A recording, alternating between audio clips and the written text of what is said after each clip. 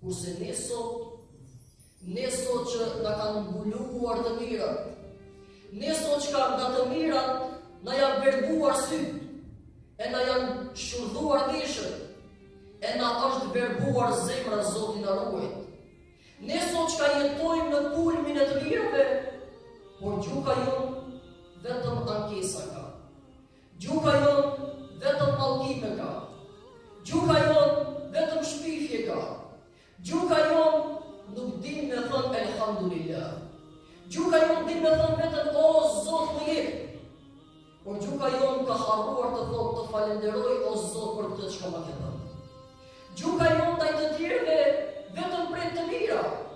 Mirë po, ka harruar të kujtoj se çfarë detyrimesh ka mund ndaj të tjerëve. Pra ne presim vetëm të tjerët të na bëjnë mirë, kërkojmë të drejtat tona, por ne harrojmë që përveç të drejtave ne kemi dhe detyrime që duhet i